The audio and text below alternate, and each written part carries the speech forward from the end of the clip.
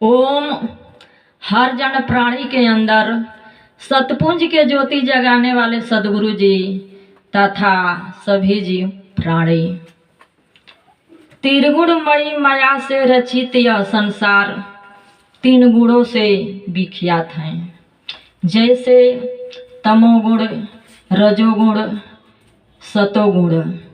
ब्रह्मा है रजोगुण, विष्णु सतोगुण और शंकर तमोगुण के अंतर्गत आते हैं।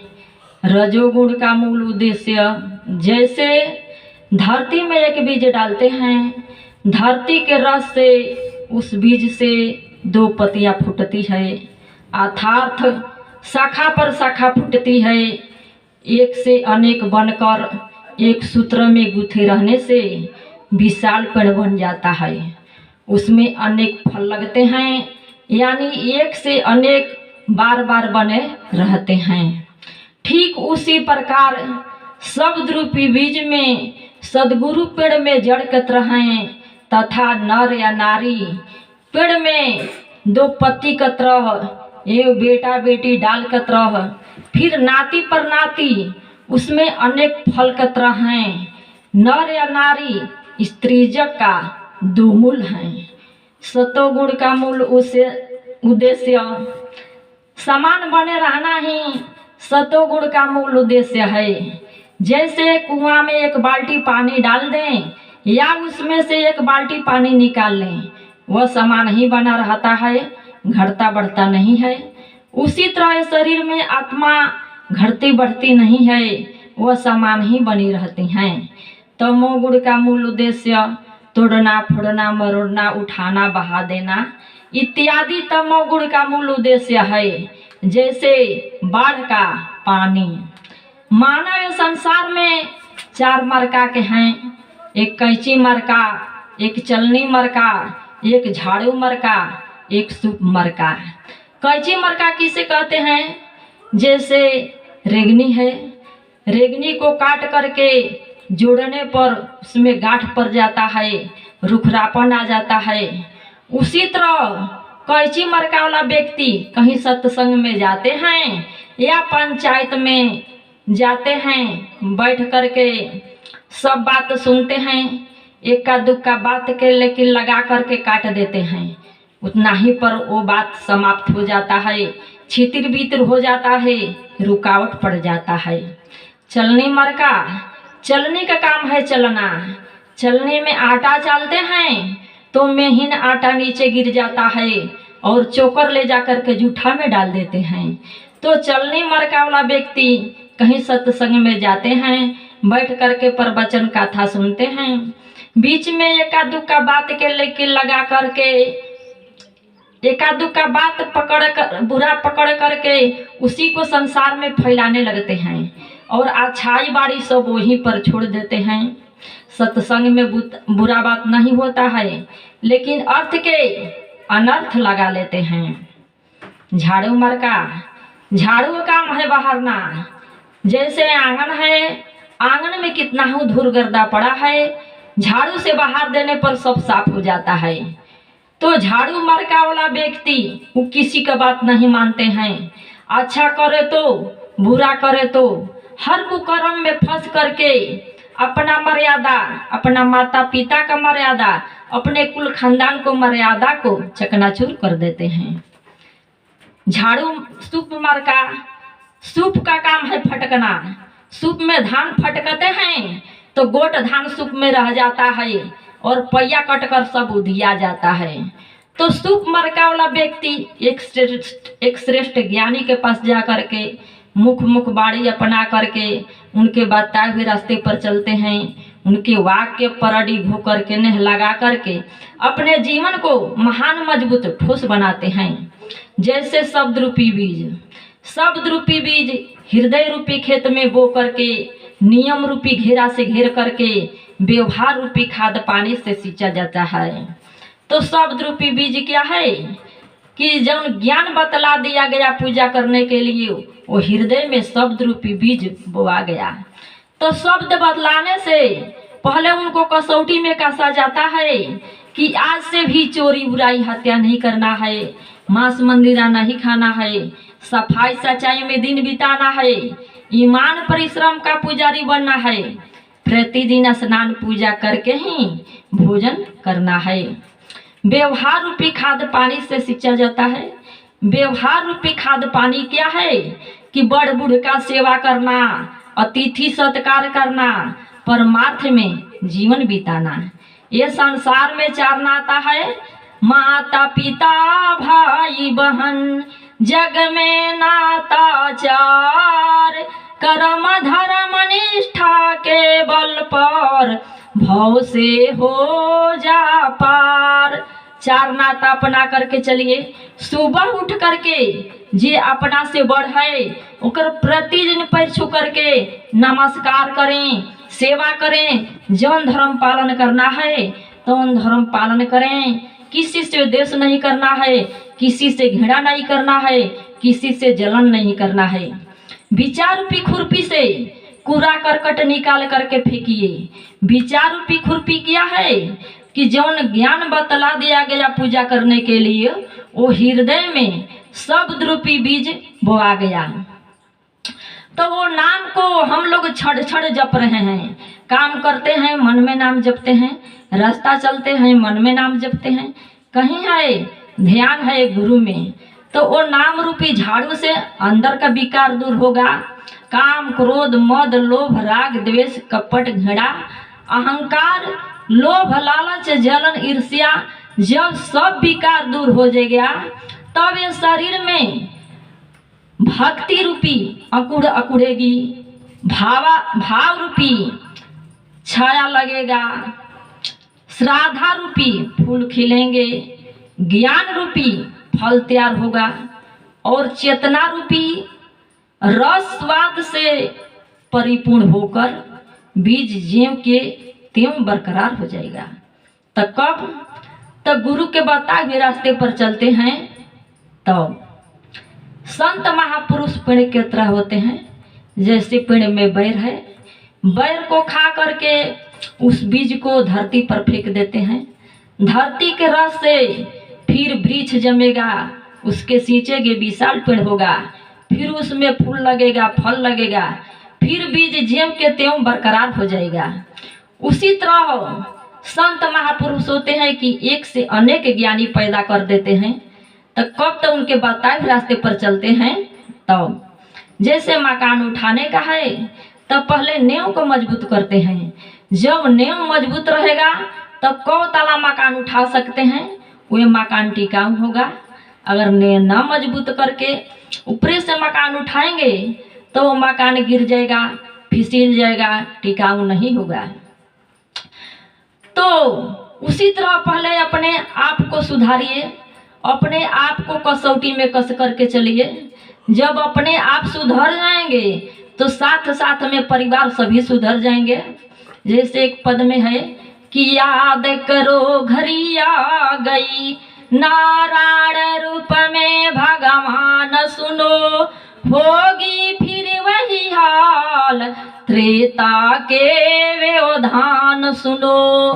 राम रावण में हुई लड़ाई, लिखे तुलसी गाकर, कली के अंत चरण में कह ब्रह्मानंद समझाकर।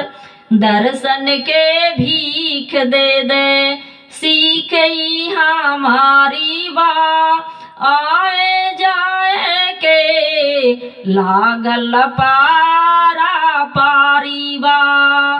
तो हाँ सजनों, अब से भी याद करके चलें, क्योंकि इस शरीर बहुत मूल्यवान जीवन है।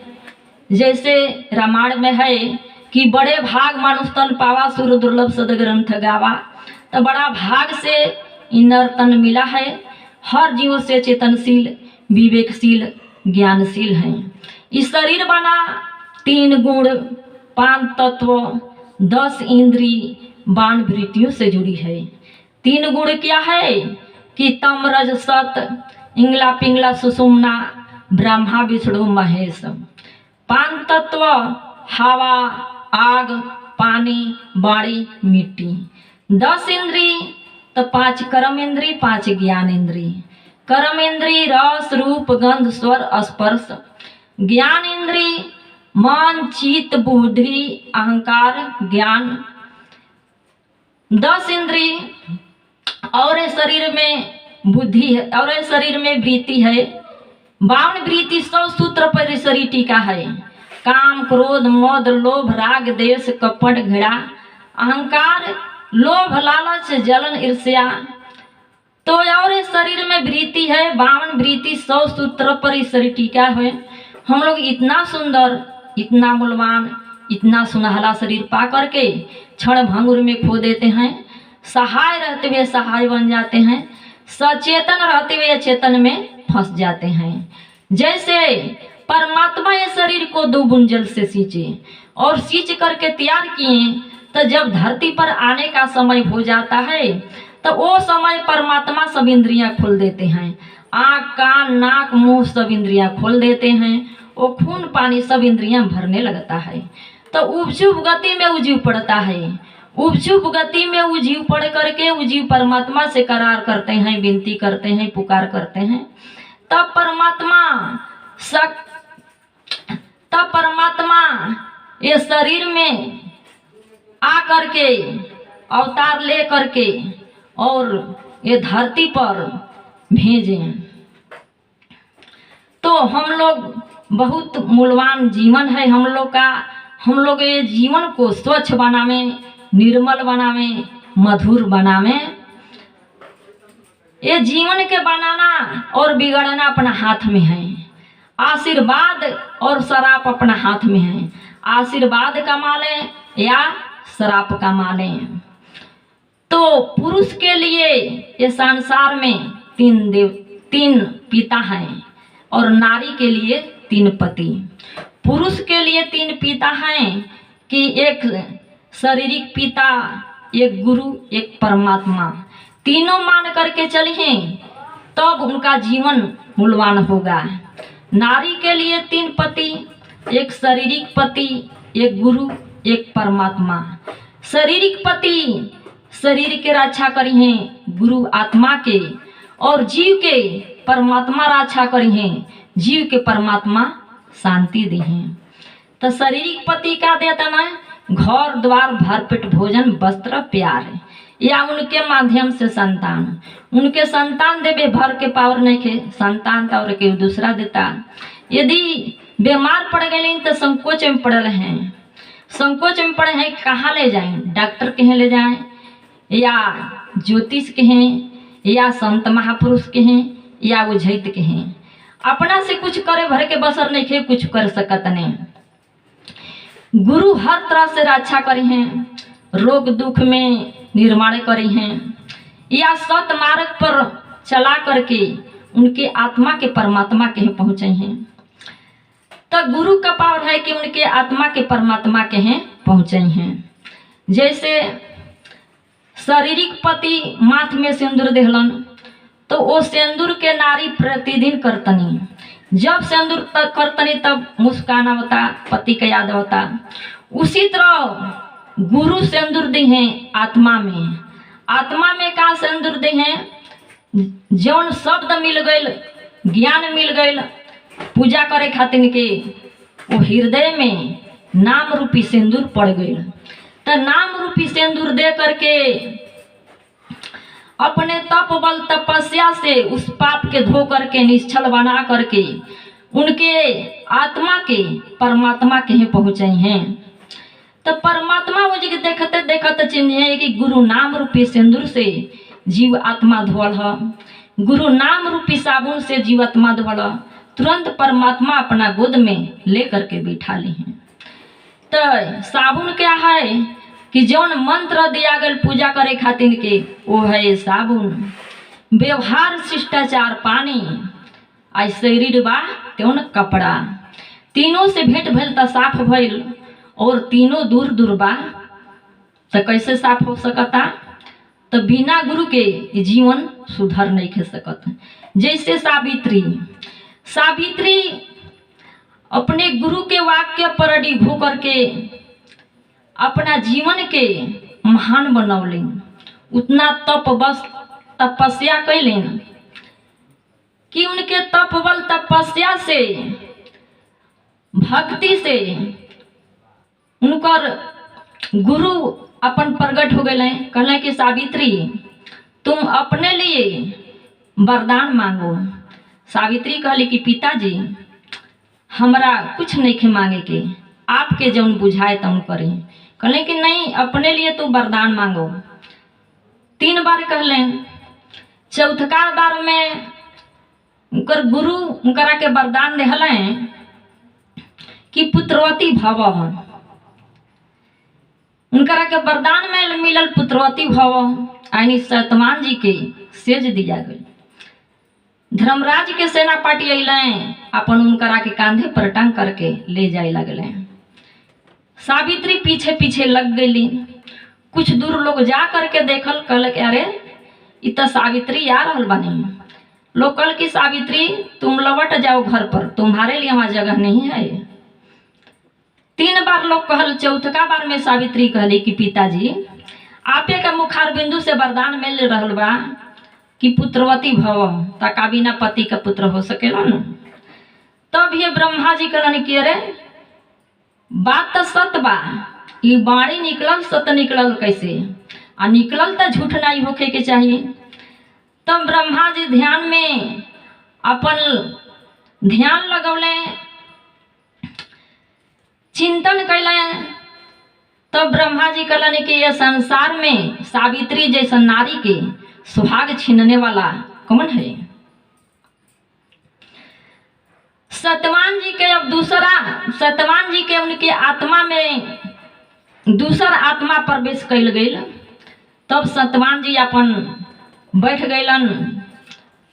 तो सावित्री उतना तप बल तपस्या कैलिन, उतना भक्ति में लौलीन होखलिन। तब ना अपने सुहाग के लौटा लहलिन। यदि आज के नारी अपना पति के यदि अच्छा कहत हो पति, तो हर आज्ञा के पालन करें और पति के सेवा में लीन रहें,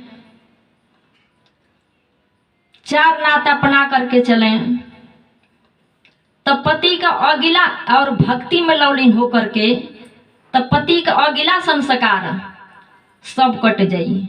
यह जन्म वाला जन्म करी है तब ना कटी, लेकिन अगिला संस्कार सब कट जाए। तो हमारे कहने का मतलब कि नारी के लिए पति ही परमात्मा परमेश्वर हैं और पुरुष के लिए ही नारी देवी हैं, कि हर आवश्यकता के नारी पूर्ति करती हैं। समय से अपन भोजन बना करके देती हैं,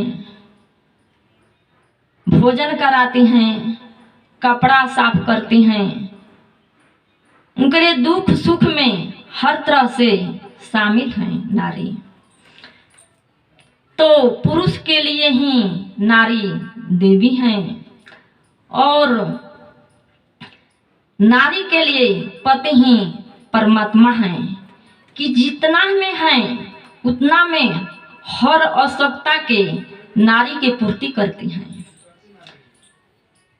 तो अपन व्यवहार शिष्टाचार अपना करके चलें।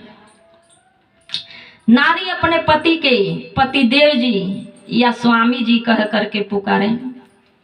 सुबह उठ करके जे अपना से बड़ हैं उनकर प्रतिदिन पैर छू करके नमस्कार करें, सेवा करें। जौन धर्म पालन करना है तौन धर्म पालन करें। सास के ससुर के पिताजी कहें, सास के माताजी कह करके पुकारें। और जे अपना से बड़ हैं उनकर सेवा करें, कहना मान करके चलें। माताजी के पिताजी के और पति के आसन पर बैठा करके आरती पूजा करें, क्योंकि नारी मंदिर में जा करके अपन पूजा करती हैं, मंदिर के धोती हैं। वो मंदिर वो कुछ नहीं बोलते हैं, यदि कितना हूँ माथा पटकती हैं तो कष्ट में नारी रहती हैं तो बोलते नहीं हैं ये। तो देवता किसे कहते हैं? देने वाले शक्ति को देवता कहते हैं। तो पति तो या माता पिता तो हर कुछ उनका कष्ट निर्माण कर सकते हैं, तो देने वाली शक्ति को देवता कहते हैं। तो हम पति के आज्ञा मान करके चलें और पति के परमात्मा करें, परमात्मा मान करके चलें, सेवा में लीन रहें, सास ससुर के आरती पूजा करें, पति के आरती पूजा करें और गुरु के हर वाक्य पर अडिग होकर के चलें, भक्ति में लवलीन रहें। कोनो भी काम करते हैं कहीं हैं लेकिन अपन गुरु में ध्यान दें। जब इस तरह हम लोग चलते हैं, एक बिंदु पर मन टिका करके हम लोग चलते हैं, तो अपने जीवन को हम लोग सार्थक बना सकते हैं। अपने जीवन को शीतलता स्वच्छ बना सकते हैं। तो हम लोग याद करके चलें और अपना जीवन को महान मजबूत ठोस बनावें। इस समय के लिए इतना ही कहकर अपने वाणी पर विराम देती हूँ। ओम शांति शांति शांति।